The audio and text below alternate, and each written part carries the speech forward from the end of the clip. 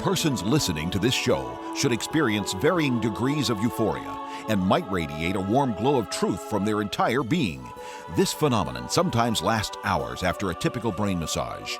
If you are listening with another lights-on listener and they begin to glow, don't be concerned. This is a phenomenon normally associated with Pastor Scheidbach's patented brain massage technique and merely means the truth has set them free. Dr. Jerry is on the attack.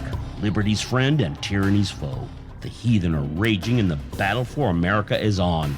The devil beware. Dr. Scheidbach is on the air, deftly swinging the sword of the Spirit, aimed at the heart of the dragon of lies, the prince of the power of the air. Stand by. The Brain Massage Show is about to blow your mind. Hello, I'm Dr. Scheidbach, pastor of the Lighthouse Baptist Church in Santa Maria, California, and your brain masseuse. Get ready for your brain massage. California Governor Newsome outlined his plan to move forward toward lifting the stay-at-home decree. Let's take a look at it. Pelosi refuses to come off her isolation in San Francisco, eating her $13 a pint chocolate ice cream from her $24,000 refrigerator.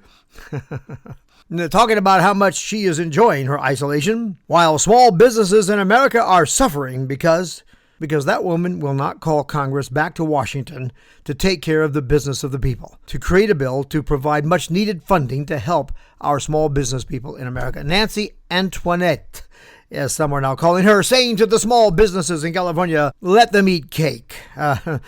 Chocolate.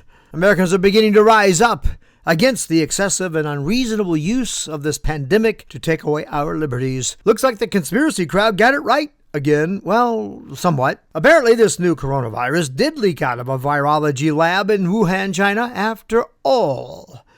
Let's take a look. Will we make China pay for this? We should. Hey, I heard stimulus checks are being sent to some that are deceased. What do you want to bet? They're among the dead that vote Democrat every year. It's time for your brain massage. Truth served here, flavored with delectable wit, succulent sagacity, luscious logic. A gourmet meal for the mind. California Governor Newsome outlined his plan to move toward lifting the stay-at-home decree. And now, to be fair, at least this governor has enough respect for Californians to follow a persuasion rather than punishment strategy to enforce his order. At least we're happy to say for the present. And if I have time, I'll also take a look at Trump's Phase 1, 2, 3 plan for getting America back to work. But let's take a look at the Gavin plan, all right? At least he mentions the concept of immunity. Until we build immunity, our actions will be aligned to achieve the following. Ensure we can care for those who are sick, prevent infection among those who are at risk of serious reaction to the disease, build the capacity to protect the health and well-being of the public, and I wonder about what that might include, and then reduce social, emotional, and economic disruptions. And that he gave by way of introduction. He admitted that current efforts are, well, he said, hard to sustain.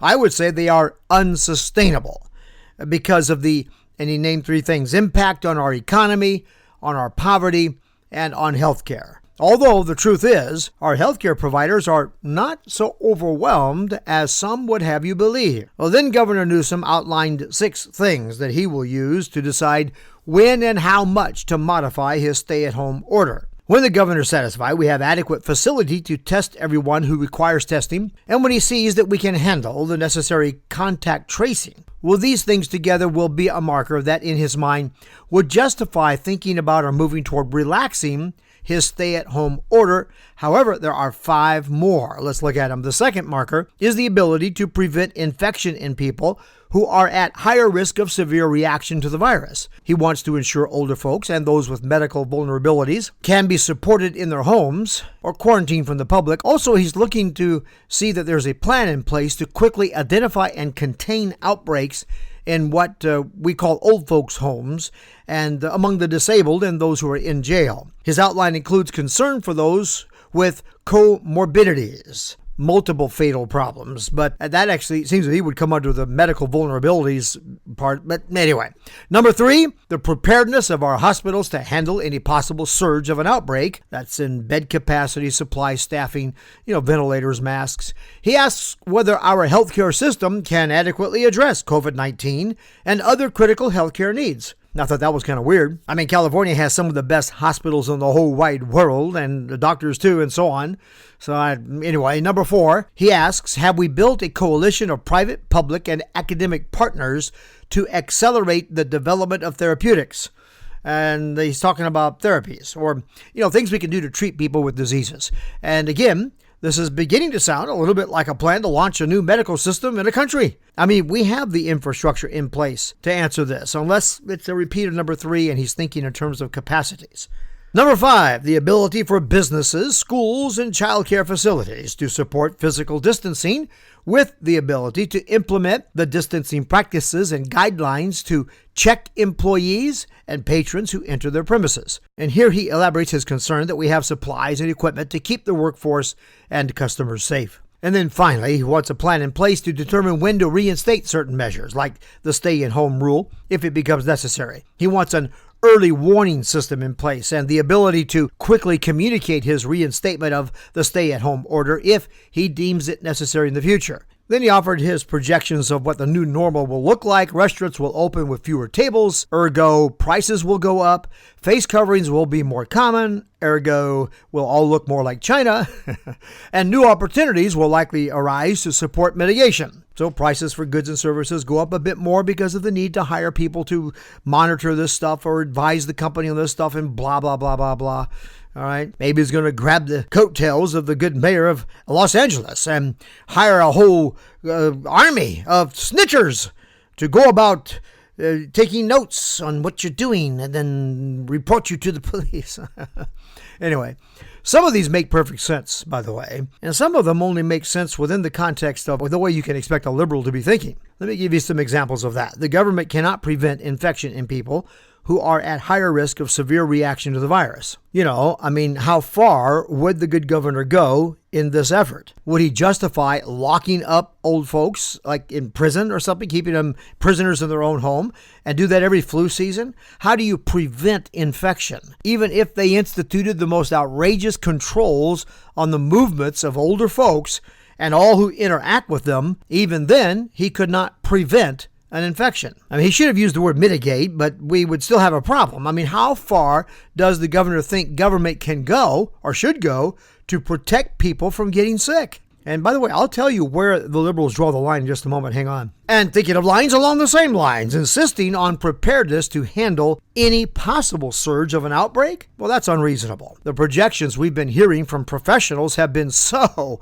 way off the mark. If you set the bar on their projections earlier on, it would be nearly impossible to provide enough beds and doctors, and we would be in indefinite lockdown. Also, whom will the governor listen to? Unreliable sources such as the World Health Organization, run by a pack of China sycophants? The thing is too vague. A plan tailored to what we have experienced in the past might work, such as the swine flu pandemic. Perhaps that would be reasonable. At least it would have the benefit of something premised on concrete data. Why not use the current pandemic, one might ask? Well, they're not counting deaths by COVID-19 in an honest and straightforward manner. The issue has been politicized. We've got to go back to when Obama didn't care about all the people dying of the swine flu. I got to be careful when I say that, but there's some truth in what I'm saying here. Anyway, spent so much of his time on the golf course and vacationing, like Nancy's doing now in her mansion, eating $13 per pint chocolate ice cream, ignoring pleas of American small business owners for much needed relief that the Congress must provide. Trump can't spend the money, only Congress can do that. And all this is on her, friend, anyway. At least the swine flu numbers of deaths can be relied upon, since there was no political motive for Obama and his propaganda machine called the MSM to lie about it, because they simply ignored it, or they whispered it on page 10. Played it down, friend, is the point I'm making. Another example. Our governor wants to ensure we have built a coalition of private, public, and academic partners to accelerate the development of therapeutics. The free market system has already got this going for us, so we're good to go there. Unless he means he wants to add a new layer of government oversight and intrusion into the free market to top-down compel and control such a coalition. Nothing will more certainly kill any progress toward development of anything than putting it into the hands of the government. Friend, this whole virus leaking out of a lab in China and then China covering up, resulting in a worldwide pandemic is a perfect example of just why we don't want the government to have control of the development of anything. Anyway, now we come to number 6, and that one is just downright frightening. He wants an early warning system and the ability to quickly communicate a reinstatement of his stay-at-home order if he deems it necessary to do so in the future. Now, why does that trouble me? Well, because taking the example we have before us right now, we are shutting down the entire state over concerns about a virus that never materialized. Now, California began developing immunity to this early on. Now, I've addressed that before. Russia's brought it up several times. Others have spoken to it. A vaccine introduces a controlled amount of a modified version of the virus, which triggers an immunity response, shielding us from further infection. Friend, that's what my mom was doing when she took me to the neighbor's house and let me play with a kid there that had the mumps. All right? It was a crude approach, perhaps, but it worked out okay. And the fact is, we know this about viruses. These pestilences come, and over time, the population develops some immunity resistance. But even then, fact is, these viruses kill thousands of people every single year. And they have been killing thousands of people every single year throughout my lifetime. And back in history, I mean, this probably goes back into the days of Nimrod, when God showed it was best for folks to spread out already and not huddle together like rats. And now my concern is that every time some very zealous doctor comes along with a model predicting outrageous numbers of death from a new virus to come along, here we go again. Now, let me conclude segment 1 by pointing out that we don't do this with anything else that's killing people in America routinely. Where will liberals draw the line? Well, think about this. Liberals are perfectly comfortable tolerating the death numbers in alcohol-related deaths every year. Why are we reacting with so much concern about people dying with the Chinese flu? And we don't care about the 7,755 Americans that die every day from all sorts of causes. Their answer would be, we can't stop all that. We can't control. That's right. Well, no, actually you could. If you took the draconian measures you're taking right now, you could certainly reduce the number of alcohol-related deaths by just stopping people from drinking alcohol. But you won't do that, now will you? Friend, if these governors decide that they're going to rush in to save us from the death of several hundred by every new flu that comes along, our liberties are gone. It's slowly but surely people's ears are beginning to be allowed and be able to hear that 80,000 people died of seasonal influenza from November 2017 to late February and or early March of 2018. And every single year, CDC estimates a range of between 9 to 45 million flu cases, 140,000 to 810,000 hospitalizations, 12,000 to 61,000 deaths. But we have never shut the country down for any of that. Are you telling me that we're going to start shutting the country down every year at flu season? Then why don't you shut it down for the number of people who are dying of alcohol-related deaths? How about 58,069 Americans die from alcohol-related deaths every year? And that number does not include alcohol-related traffic collisions resulting in death. But did you notice that every single one of these states has gone out of its way to exempt the booze industry as essential, while many of these same governors and mayors are calling churches non-essential? Well, I'm glad Newsome hasn't come out with that one. Some of these governors and states and mayors are harassing and attempting to intimidate churches and Christians. In New York, for example, de Blasio has ordered churches to close down entirely, and he threatened to close them permanently if they refused. And the mayor in Greenville, Mississippi, remember, ordered churches closed, wouldn't even let them have drive-in services. But the liquor stores are open. All right, anyway, hold on through the break, my friends. I'll be right back. The spirit of Antichrist is rising. Christians are the most persecuted group in the world today, and Antichrist sentiment is rising in America too. But remember, when the enemy comes in like a flood, the Spirit of the Lord raises a banner against him. The Spirit of Jesus Christ in us is greater than the spirit of Antichrist in the world. But believers don't understand the ways of the kingdom of God. Jerry's new book teaches you how to wrestle against the principalities and powers that have risen against Christ in America today. Get God's War, Why Christians Should Rule the World. Go to godswar2020.com. Okay, soldiers, speak up and charge the gates of hell. It's God's war, and we are his soldiers. The battle for America is on. The devil beware. Pastor Scheidbach is on the air. Hello and welcome back. I'm Dr. Scheidbach, pastor at the Lighthouse, your brain masseur, and Paul Revere's lantern lighter, lighting the lamps of the church belfry arch, signaling the enemies on the march, and the enemy that would steal from us our liberties. A few weeks ago, I pointed out that Americans are wired for liberty, for freedom. I mean, we cherish our freedom. And I wondered out loud, how long will it be before Americans began to cry, freedom? Here, I think Mel Gibson did it best.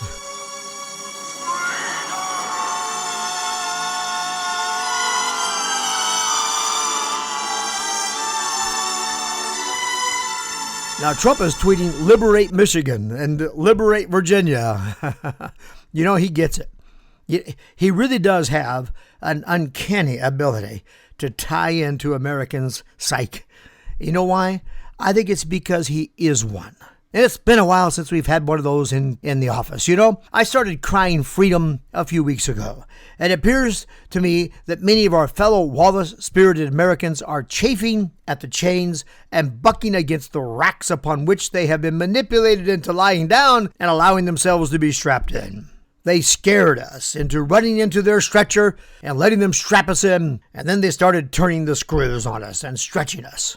It was going to be a few weeks, and then turn the screw. Well, it'll be about a month, and then turn the screw. Well, not likely any sooner than August, and then turn the screw. Maybe not until 2021, then turn the screw. You can't go to church even if you stay in your car, and then you get what I'm saying. Are you out of your mind? Michigan's governor has gone so far over the top, 4 sheriffs in the northern counties of her state are sending out "we will not enforce" notices to the citizens of their jurisdiction, citing their oath to protect and defend the Michigan and the U.S. constitutions. Large protests are beginning to develop in Michigan, North Carolina, Utah, Wyoming, New York, and Virginia, as those governors are turning the screws too tight against their true-blooded Americans and just taking it beyond their tolerance.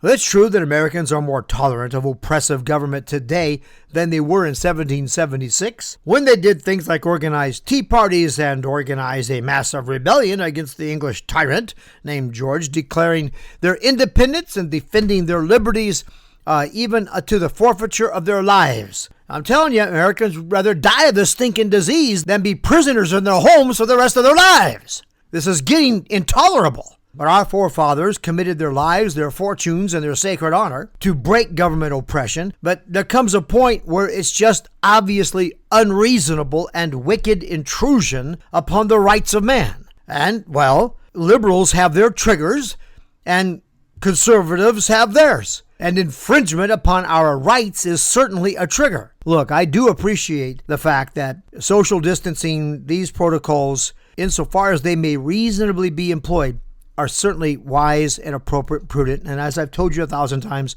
I practice them. I do appreciate the fact that our governor has not played his hand heavily as some of these others have. But is he sending a kind of ominous signal when he talks supportively of the Los Angeles clear overstep, who has now reached over and begun to touch religious liberty? Don't be too surprised if you read about that mayor in L.A. and New York's mayor joining each other out in the proverbial cow pasture, chewing the cud with the cows for 7 years. That's a biblical allusion I'm sure is floating right over the top of many heads right now. Okay. It is time to begin the landing. Flaps at 15%. Let's increase throttle just slightly. Nose down. End of runway in sight. Line it up with the top of my engine housing. Okay, in descent. Looks like the conspiracy crowd got it right again. Well, somewhat. Because apparently this new coronavirus did leak out of a virology lab in Wuhan, China, after all. The news story is that it accidentally escaped a Wuhan laboratory where it was being researched for curative purposes and not as a potential biological weapon. So, that's the new China-approved story. I've noticed liars have a device they use that goes kind of like this. When the first lie begins to fail because, truth is just very stubborn and finally begins to eke out, and when enough facts surface that makes that lie no longer believable, they will retreat to another lie that yields only to the amount of truth they know they have to yield to. But then they quickly craft a new lie in such a way they hope will take suspicion away from the real lie, what they're really trying to hide. This retreat usually moves toward the truth, but it does not go all the way. When you see this going on, it is almost always a signal that there is a seriously damning truth that's being covered up. So, the lie that it began in a wet market in Wuhan, by the way, a wet market sells fresh meat, fish, other perishable goods, usually in open-air markets anyway. The lie this started in a Wuhan wet market won't do anymore. So, let's put out another lie. That, okay, it did accidentally leak from a Wuhan biology lab, but it only happened because we were trying so hard to compete with America in our study of viruses. That is a lame lie. And that's what happens when they start acting in panic. They just do stupid stuff. You know what I hear in that is, hey, don't look at that rock over there. The one under which evidence lay that China was monkeying around with this particular viral bat, attempting to prep it for use as a bioweapon. Huh?